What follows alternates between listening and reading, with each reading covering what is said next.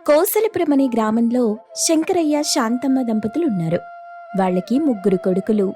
పెద్ద కొడుకు మహేష్, కోడలు కాంచన. చిన్న కొడుకు కార్తిక్, కోడలు కీర్తి.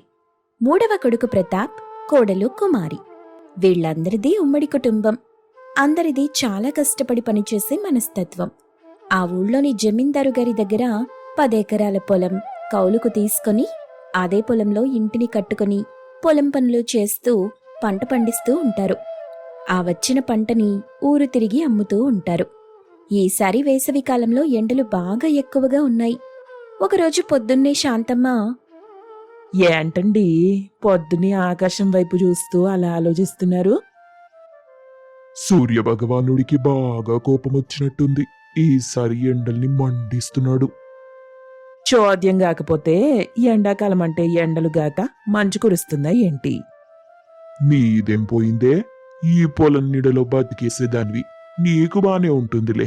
ఈ కోసిన కూరగాయలు అమ్ముకు రావాల్సింది నేను గదా.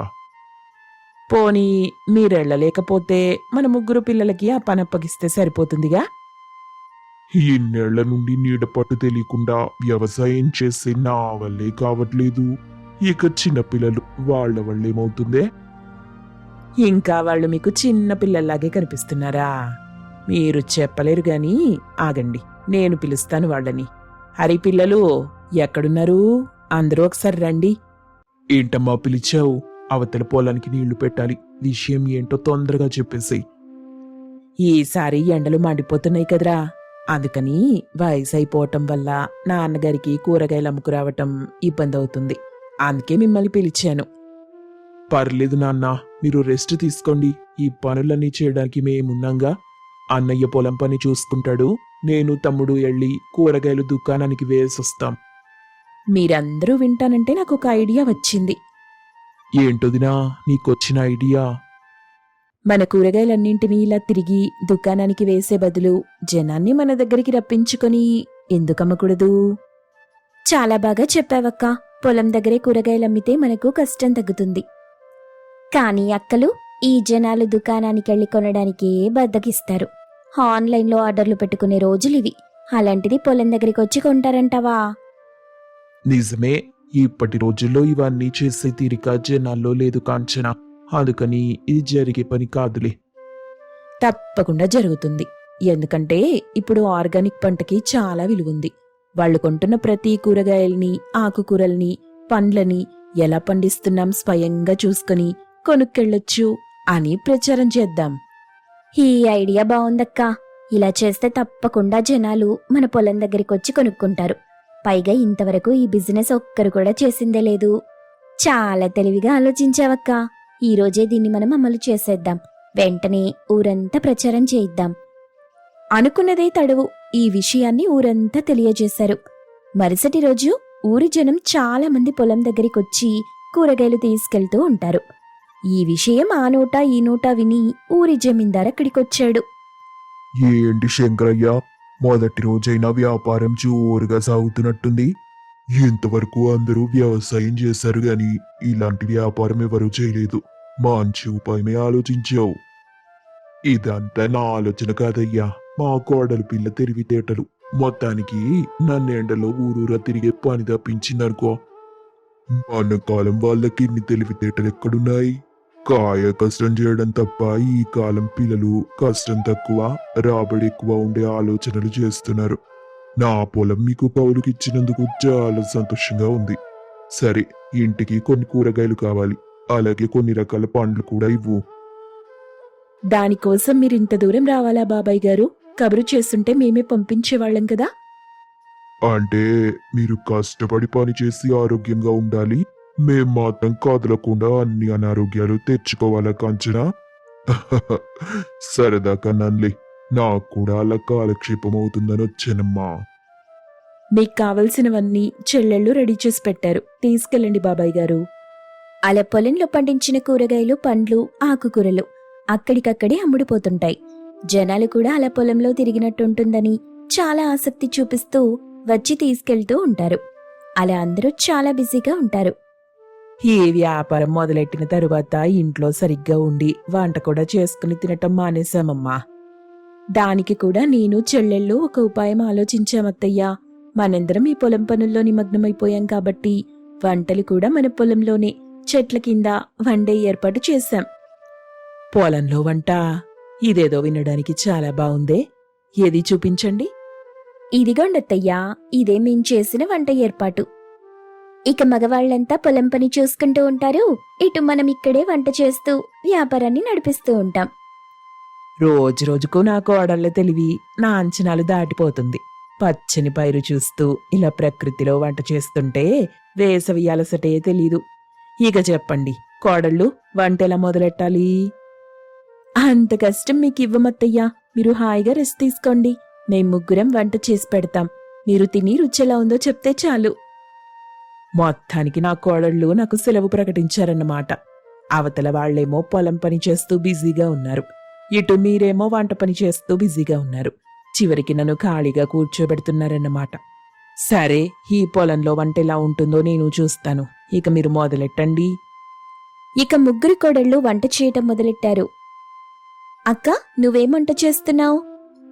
పాత చింతపండు తీసి ఇదిగో ఈ పక్కనే ఉన్న పచ్చిమిరపకాయలు కోసి అలా రోట్లో వేసి నూరితే కారం కారంగా పుల్ల పుల్లగా ఉండే చింతకాయ పచ్చడి రెడీ అయిపోతుంది. మరి నువ్వు? ఇదిగో ఈ పొలం గట్టున ఉన్న మామిడి చెట్టు నుండి ఒక్క కాయ అలా కోసి ఇలా పప్పులో వేసానంతే. నోట్లో నీళ్లూరించి మామిడికాయ పప్పు రెడీ అయిపోతుంది. ఇక చిన్న చెల్లెలు కుమారి ఏం చేస్తుందో? పెద్దకేమో పచ్చడి నూరి పెట్టింది, చిన్నకేమో పప్పు చేసింది. ఇక నేను చెప్పటం ఎందుకు, చేస్తున్నాను చూడండి. ఇలా కట్టెల పొయ్యి వెలిగించి ఎసరు పెట్టేసి బియ్యం వేస్తే వేడి వేడి అన్నం రెడీ అయిపోయింది. తర్వాత ఇలా కొంచెం చింతపండు పిసికేసి పక్కనే ఉన్న ఉల్లిపాయని, ఈ చెట్టుకున్న ఈ పచ్చిమిర్చిని కట్ చేసి కలిపాననుకో, మంచి పచ్చి పులుసు రెడీ అయిపోతుంది. ఎన్ని వంటలున్నా చివర్లో పచ్చి పులుసుతో ఒక్క ముద్ద తింటే ఆత్మారాముడు శాంతిస్తాడు. పొలంలో వంటంటే ఎలా చేస్తారో అనుకున్నా. ఇటు నుండి ఒకటి లాగుతున్నారు, అటు నుండి ఇంకోటి కోస్తున్నారు. చిటికెలో వంట రెడీ చేస్తున్నారు. బావుంది కోడళ్ళు, మా కాలం రోజులు గుర్తొస్తున్నాయి. మీ కాలంలో కూడా ఇలా చేసేవారా అత్తయ్యా? లేదమ్మా, మా పెళ్ళైన కొత్తల్లో మా అత్తగారు నన్ను పొయ్యి దగ్గరికే రానిచ్చేవారు కాదు. తనే తన కొడుక్కి స్వయంగా వండిపెట్టి సర్దికట్టి నా చేతికిస్తే పొలం పని చేస్తున్న మీ మావయ్య గారి కోసం తీసుకెళ్లేదాన్ని. అలా పొలం పని అయిపోయిన తరువాత ఇద్దరం కూర్చుని కబుర్లు చెప్పుకుంటూ ఒక్కో ముద్ద కలిపి మీ మావయ్య గారు తినిపిస్తుంటే అలా సిగ్గుపడుతూ తినేదాన్ని. చాలా బాగుండేవిలే ఆ రోజులు. మరి మీరెప్పుడు మావయ్య గారికి తినిపించలేదా అత్తయ్యా? అంత సాహసం నేనెప్పుడు చేయలేదమ్మా. అప్పట్లో మొగుణ్ణి తలెత్తి చూడాలంటే చాలా సిగ్గు బిడియము. మీ మావయ్య గారిని కళ్ళలో కళ్ళు పెట్టి చూడ్డానికే నాకు 3 ఏళ్లు పట్టింది. అసలు మీ మావయ్య గారి మోహం చూడకుండానే పెళ్లి చేసుకున్నాను నేను. ఎటువంటి పెళ్లి చూపులు లేకుండా చూడకుండా పెళ్లిలా చేసుకున్నారత్తయ్యా? మా రోజుల్లో మా పెద్దవాళ్ళు మా అభిప్రాయాలు అడిగేవాళ్ళు కాదమ్మా. ఇంట్లో వాళ్ళు ఎవ్వరిని తీసుకొచ్చి చేసుకోమంటే వాళ్ళని చేసుకోవడమే. అప్పుడు పెద్దవాళ్ళు అటేడు తరాలు ఇటేడు తరాలు చూసి చేసేవాళ్ళు. అందుకే మాకు ఆలోచించే అవసరం ఉండేది కాదు. అందుకే అత్తయ్య, ఆ కాలం బంధాలు అంత గట్టిగా నిలబడ్డాయి. విడాకులు విడిపోవటాలు అంటే ఏంటో తెలిసేది కాదు. మా అమ్మమ్మలు అమ్మ చెప్తుండేవాళ్ళు, అప్పట్లో చాలా పెద్ద ఉమ్మడి కుటుంబాలుండేవని. ఈ రోజుల్లో అలాంటివి చాలా అరుదుగా చూస్తున్నాం. సరే కీర్తి, నీ పప్పెంతవరకు వచ్చింది? ఉడికిపోయిందక్కా. ఇదిగో కొంచెం కరివేపాకు వేసి పోపు వేస్తే అయిపోతుంది. నా వంట కూడా అయిపోయింది, అన్నం కూడా మగ్గిపోయింది. అయితే ఇక అందరినీ భోజనానికి పిలుద్దాం అని అందరూ వంట పూర్తి చేసుకుని భోజనానికి కూర్చున్నారు. అమ్మా కోడలు, మీరు వండుతున్న వంటల గుమగుమలు ఆ చివరి పొలం దాకా వస్తున్నాయి. ఎప్పుడెప్పుడు పిలుస్తారా, తినిపెట్టాలా అని ఆశగా ఉంది. తొందరగా వడ్డించండి అమ్మా, ఆకలిగా ఉంది. కాంచన అందరికీ వడ్డిస్తుంది. అబ్బబ్బా, ఈ రోజు వంటలు అద్భుతంగా ఉన్నాయి. ఇంత రుచికరంగా ఇంతవరకు తిన్నదే లేదు. వంటలు ఇంత అద్భుతంగా రావడానికి కారణం ఏంటి? ఏం వేసి వండారిందులో? పాతకాలం నాటి కబుర్లు బంధాలు అన్ని ముచ్చట్లు కలిపి నా కోడళ్ళు వంట చేశారా. అందుకే అంత అద్భుతంగా కుదిరాయి. అందుకేనా మా అమ్మ చేతి వంట తింటున్నంత రుచి వచ్చింది. బాగుంది కోడళ్ళు, ఇలా ఈ పొలంలో వంట చేయాలన్న మీ ఆలోచన బాగుంది. ఇక నుండి ప్రతిరోజు ఇలాగే చెయ్యండి. ఆనాటి రోజుల్ని మళ్ళీ గుర్తు చేశారనుకో. నిజంగా ఈ రుచికి వేసవి కూడా తెలియనంత హాయిగా ఉంది.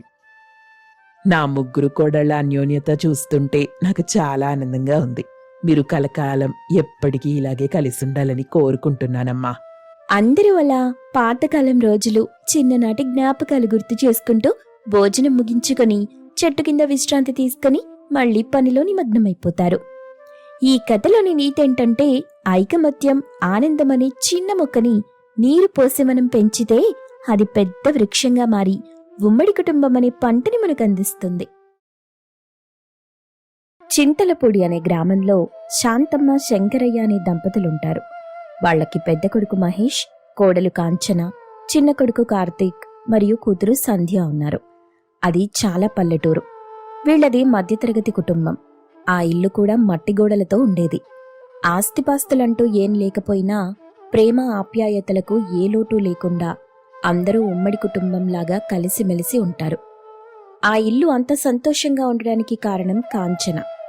కాంచన చాలా మంచి అమ్మాయి. కూతురు సంధ్యను మాత్రం సిటీ అబ్బాయికిచ్చి పెళ్లి చేశారు. ఆమెకిద్దరు పిల్లలు. వాళ్ల పేర్లు రిత్విక్, సారిక. వేసవి సెలవులకు తప్ప మళ్లీ ఎప్పుడూ ఈ ఊరికి రావడానికి వీలు పడదు. శాంతమ్మ, శంకరయ్య దంపతులకు మనవడు, మనవరాళ్లంటే ఎంతో ఇష్టం. ప్రతి సంవత్సరం వేసవి సెలవులకు వాళ్ళొస్తారని ఎదురుచూస్తూ ఉండేవాళ్లు. ఈసారి సెలవులు రానే వచ్చాయి. శంకరయ్య, శాంతమ్మలు వాళ్ల కోసం ఎదురుచూస్తూ ఉంటారు. అప్పుడు శంకరయ్యకు ఒక ఉత్తరం వస్తుంది. ఏమే శాంతం, కాంచనా, ఒరే మహేషా, కార్తీకు, ఎక్కడికి పోయారురా మీరంతా? తొందరగా రండి. అనగానే అందరూ అక్కడికొచ్చారు. అబ్బబ్బబ్బబ్బా, ఏంటండి చెవి కోసిన మేకలాగా కేకలు పెడుతున్నారు? ఏంటి మీ గోల? ఇప్పుడెందుకు అందరినీ పిలుస్తున్నారు? అది అది ఏంటి నాన్న, ఏదో హడావిడిగా కనిపిస్తున్నారు? మావయ్య గారు, ఎందుకంత ఆయాసపడుతున్నారు? అసలేం జరిగింది? కొంచెం ఊపిరి పీల్చుకొని చెప్పండి. ఏంటి నాన్న, మళ్ళీ మన పొలంలో పామేమైనా కనిపించిందా? అబ్బా, అది కాదాగండర్రా. సంధ్య ఉత్తరం రాసింది. వేసవి సెలవులు వచ్చేసాయిగా, పిల్లల్ని తీసుకుని వస్తుందంట. ఓహో, అదా సంగతి. అందుకేనా ఇలా కాలుగాలిన పిల్లిలా తిరుగుతున్నారు? మనవడు, మనవరాలొస్తున్నారంటే ఈయనని పట్టుకోవడం చాలా కష్టం. ఓ, చెల్లెలొస్తుందా? ఇక 2 నెలలు ఇల్లంతా కోతులతో నిండిపోతుందన్నమాట. ఇంకెందుకు ఆలస్యం? కావలసిన ఏర్పాట్లన్నీ మొదలెట్టండి. ఇక ఇల్లంతా అల్లరి అల్లరి. ఏంటి కార్తీక్, పిల్లల్ని పట్టుకుని కోతులంటున్నావు? అయినా నువ్వు కూడా అందులో ఒక కోతివేగా. వాళ్లతో చేరితే నీ అల్లరి కూడా అస్సలు భరించలేం. అయినా వాళ్ళొచ్చేది సంవత్సరానికి ఒక్కసారి. పిల్లల అల్లరితో ఇల్లు ఎంత సందడిగా ఉంటుందో కదా. మనం అన్ని ఏర్పాట్లు చేసి వాళ్ళని బాగా చూసుకోవాలి కాంచనా. సంధ్య మనింటి ఆడపిల్ల. తనకి, పిల్లలకి ఏ లోటు రాకుండా జాగ్రత్తగా చూసుకుంటానండి. అమ్మా కాంచనా, నీ ఓపికకి నువ్వు మా ఇంటికి కోడలిగా రావటం మా అదృష్టం. అన్నీ నువ్వు చూసుకుంటావన్న నమ్మకం నాకుంది. ఏదైనా కష్టంగా అనిపిస్తే మనసుకు తీసుకోకు. ఏంటి మావయ్య అలా అంటున్నారు? నా ఆడబిడ్డతో నాకెటువంటి ఇబ్బంది లేదు. తను నా బిడ్డతో సమానం. తనకి కావలసినవన్నీ చూసుకొని పంపించే బాధ్యత నాది. నా కోడలు బంగారం. నువ్వు వాళ్ళొచ్చిన దగ్గర నుండి వెళ్ళిపోయేదాకా ఏ లోటు లేకుండా చూసుకో.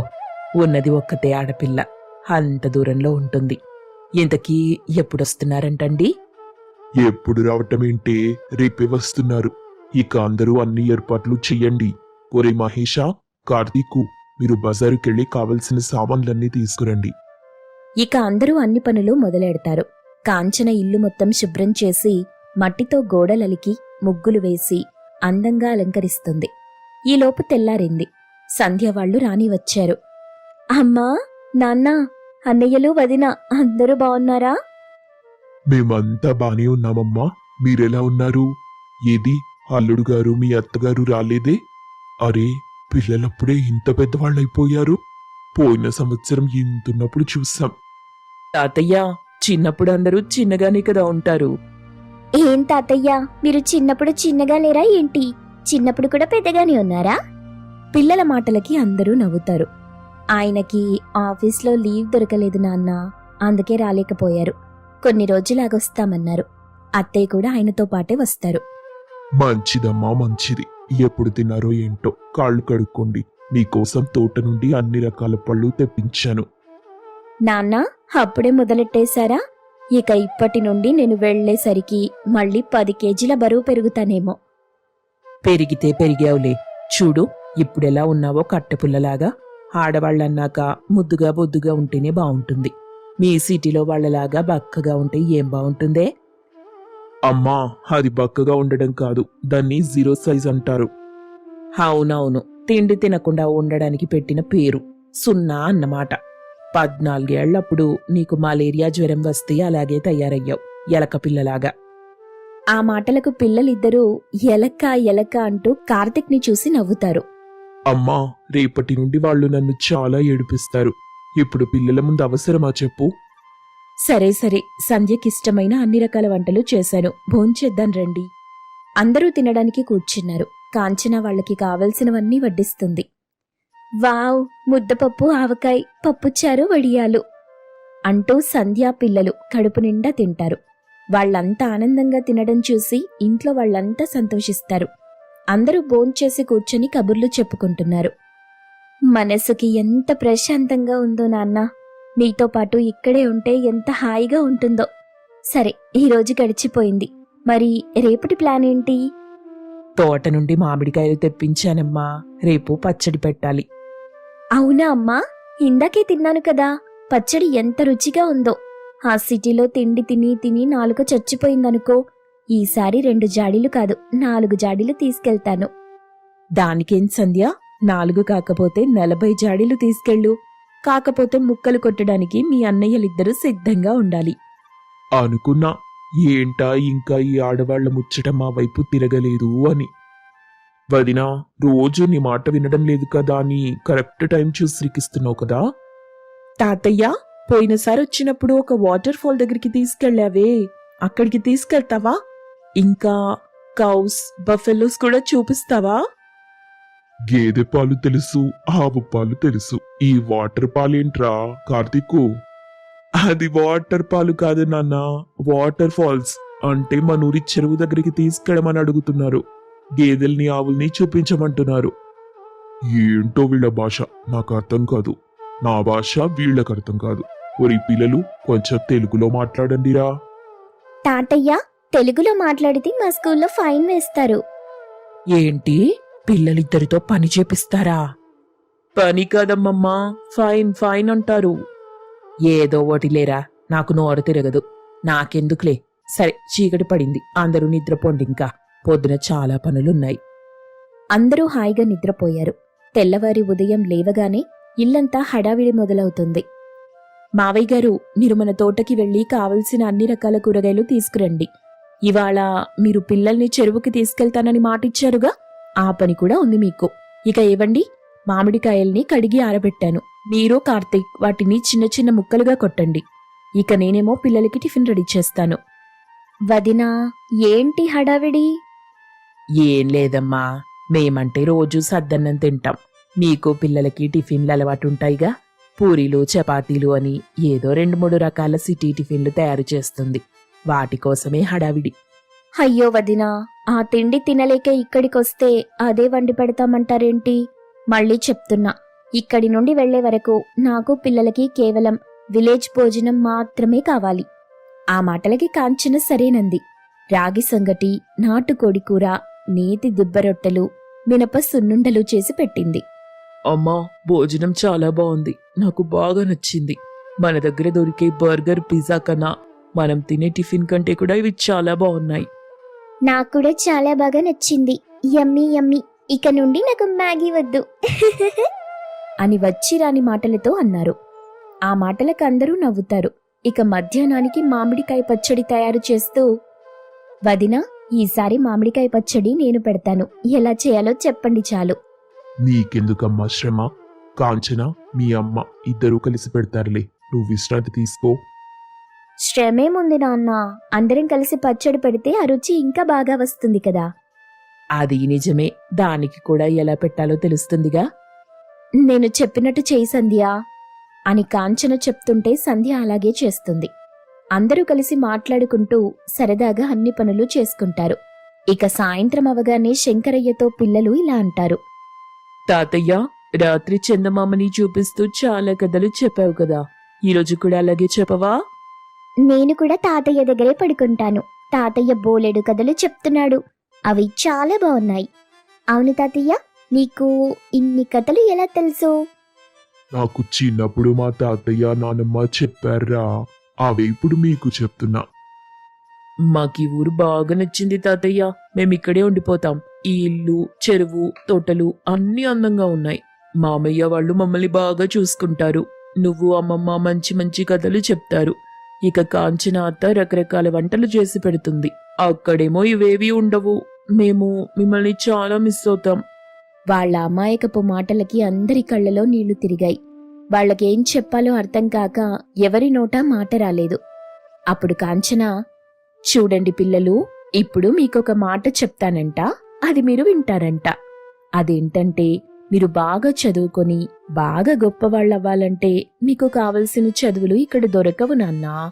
మా కాలం వాళ్ళకి చదువు లేకపోయినా గడిచిపోయింది. కానీ మీరు భవిష్యత్తు తరానికి బాటగా ఉండాల్సిన వాళ్ళు. కాబట్టి మీరక్కడుండడమే కరెక్ట్. మీరు బాగా సంపాదించి మా అందరినీ చూసుకోవాలి కదా మరి.